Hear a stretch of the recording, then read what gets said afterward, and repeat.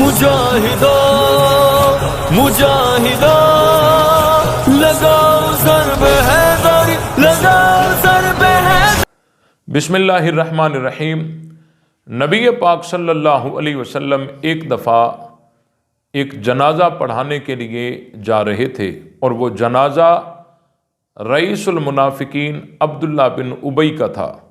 रास्ते में हज़रत उमर फ़ारूक रज़ी अल्लाह ताला अन्हु आए और उन्होंने अर्ज़ किया कि ए अल्लाह के रसूल, आप ये जनाजा न पढ़ाएं क्योंकि ये तो एक मुनाफिक का जनाजा है, आप उसका जनाजा कैसे पढ़ाएंगे? तो मेरी राय ये है कि आप ये जनाजा न पढ़ाएं।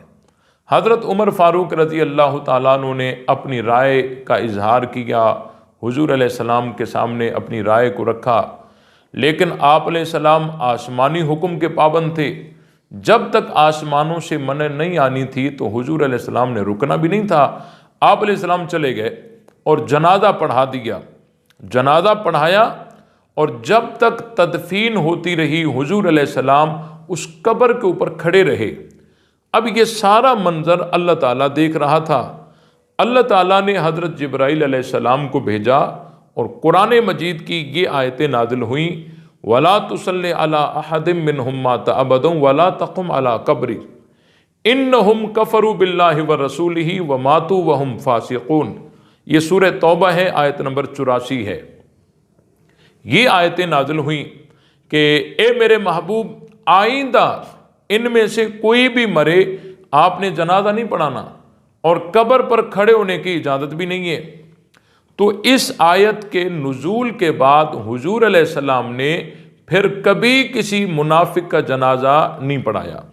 हमारे सूफ़ी लोग जो होते हैं वो आज कल यही बातें करते हैं, कहते हैं देखो जी हुजूर अलैहिस्सलाम तो मुनाफिकों के जनाजे भी पढ़ाया करते थे और आप इतनी सख्ती कर रहे हैं। देखें, ये बात अब करना और इस बात का जिक्र ना करना कि अल्लाह ताला ने रोक दिया था और फिर हुजूर अलैहिस्सलाम ने इस आयत के नुज़ूल के बाद फिर कभी किसी मुनाफिक का जनाजा नहीं पढ़ाया, ये जो रोकना, मुनाफिक का जनाजा फिर न पढ़ाना, इसका तज़किरा छोड़ करके और सिर्फ यूं कहना कि हुजूर अलैहिस्सलाम तो मुनाफिकों के जनाजे भी पढ़ाया करते थे, ये इंतहाई ख़तरनाक गलती है। ये बातें तो उस वक़्त थी जब तक मना नहीं आई थी। जब मना आ गई तो हुजूर अलैहिस्सलाम ने फिर कभी किसी मुनाफिक का जनाजा नहीं पढ़ाया। चलो, ये बात एक ज़िमन में आ गई, मैंने अर्ज़ कर दी। अब हमने देखना है कि ये दो हुक्म के आप अलैहिस्सलाम को अल्लाह ने रोका कि आप आइंदा किसी मुनाफिक का जनाजा भी ना पढ़ाएं और कब्र पर खड़े होने की इजाज़त भी नहीं है। तो ये दो हुक्म, जनाजा भी नहीं पढ़ाना, कब्र पर खड़े होने की इजाज़त भी नहीं है, ये दोनों हुक्म नफ़रत के हैं, नफ़रत के। तो जो लोग कहते हैं ना कि दीन में नफ़रत नहीं है, ये जाहिल हैं। दीन में मोहब्बत भी है और दीन में नफ़रत भी है। हाँ, अल्लाह ताला ने जगहें बताई हैं, रसूलुल्लाह सल्लल्लाहु अलैहि वसल्लम ने मकामात बताए हैं, यहाँ मोहब्बत करनी है, यहाँ नफ़रत करनी है। तो दीन में मोहब्बत भी है, दीन में नफ़रत भी है।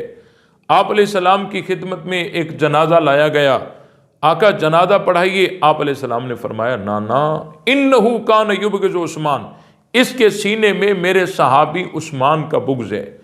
तो जिसके सीने में एक सहाबी का बुग़्ज़ हो, हुजूर अलैहिस्सलाम उसका जनाजा लौटा दें, और जिनके सीने में 1.25 लाख सहाबा का बुग़्ज़ हो और हम में से किसी को जनाजा पढ़ने की इजाज़त हो सकती है?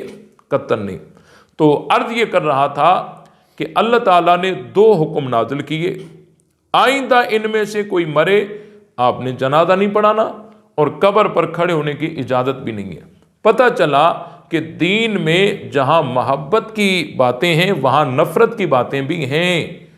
और देखें, मैं आपसे पूछता हूँ, अगर आप हज़रत इब्राहीम अलैहिस्सलाम के दौर में होते तो हज़रत इब्राहीम अलैहिस्सलाम से मोहब्बत करते या ना करते? बिल्कुल करते। तो क्या निमरूद से भी करते? तो जवाब आएगा कि नहीं, हम निमरूद से मोहब्बत नहीं करते। तो निमरूद से क्या करते? नफ़रत करते। दूसरा सवाल मेरा यह है कि अगर आप हज़रत मूसा अलैहिस्सलाम के दौर में होते तो हज़रत मूसा अलैहिस्सलाम से मोहब्बत करते या ना करते? तो जवाब आएगा बिल्कुल करते। क्या फिरौन से भी मोहब्बत करते? तो जवाब आएगा कि नहीं, फिरौन से मोहब्बत नहीं करते। मैं तीसरा सवाल करता हूं कि अगर हुजूर अलैहिस्सलाम के दौर में आप होते तो क्या हुजूर अलैहिस्सलाम से मोहब्बत करते या ना करते? तो जवाब आएगा बिल्कुल करते। तो क्या अबू जहल से भी मोहब्बत करते? तो जवाब आएगा नहीं। तो अबू जहल से क्या करते? नफरत करते ना।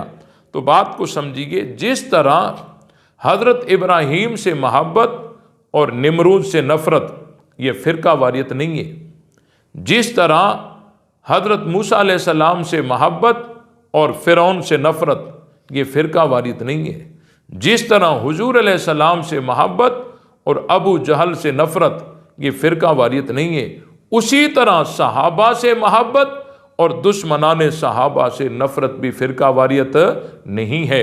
इस बात को समझने की कोशिश करें। तो अल्लाह ताला ने दो हुक्म नाजिल किए कि जनाजा भी न पढ़ाना और कब्र पर खड़े होने की इजाजत भी नहीं है।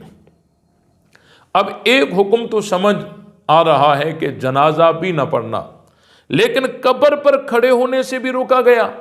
ये बात समझ नहीं आ रही कि कब्र पर खड़े होने से भी हुजूर अलैहिस्सलाम को रोका जा रहा है। तो आप जरा इस गहराई में जाएंगे तो आपको बहुत सारी बातें यहां समझ आएंगी कि मैयत अगर कब्र में हो और उस कब्र के ऊपर अगर कोई आदमी खड़ा हो जाए तो मैयत और खड़े होने वाले के दरमियान में कितना फासला होगा? 2-3 गज का फासला होगा। तो अल्लाह ताला उनकी कब्र पर यानी 2 गज के फासले पर भी ठहरने नहीं देता अपने महबूब को। वजह क्या है? अल्लाह ताला ने कुरान में बताई, इन्नहुम कफरू बिल्लाहि व रसूली व मातू व हुम फासिकून, के बेशक वो अल्लाह के इनकारी हैं, अल्लाह के रसूल के इनकारी हैं। यानी इनके दिलों में अल्लाह का इनकार, अल्लाह के रसूल का इनकार, कुफ्र, शिरक, निफाक है। तो जिनके दिलों में अल्लाह का इनकार हो, अल्लाह के रसूल का इनकार हो और कुफ्र, शिरक, निफाक हो, अल्लाह ताला अपने महबूब को 2 गज के फासले पर भी उनकी कब्र पर ठहरने नहीं देता। और कोई तो ऐसे यार हैं जो अल्लाह ताला ने अपने हबीब के साथ कयामत तक सुला दिए। हजरत अबू बकर और हजरत उमर रजी अल्लाह ताला अन्हुमा, इन दोनों को अल्लाह ताला ने हुजूर अलैहिस्सलाम के साथ कयामत तक सुला दिया है।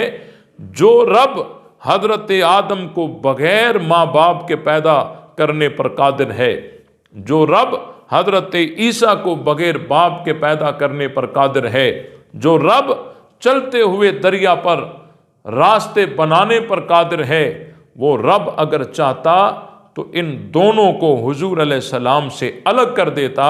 लेकिन अल्लाह ताला ने वहाँ 2 गज के फासले पर भी अपने महबूब को ठहरने नहीं दिया और यहाँ कयामत तक साथ सुलाकर बता दिया कि वो नापाक थे, इसीलिए हुजूर को उनकी कब्र पर भी ठहरने से रोका गया और ये इतने पाक हैं कि कयामत तक साथ सुला दिए।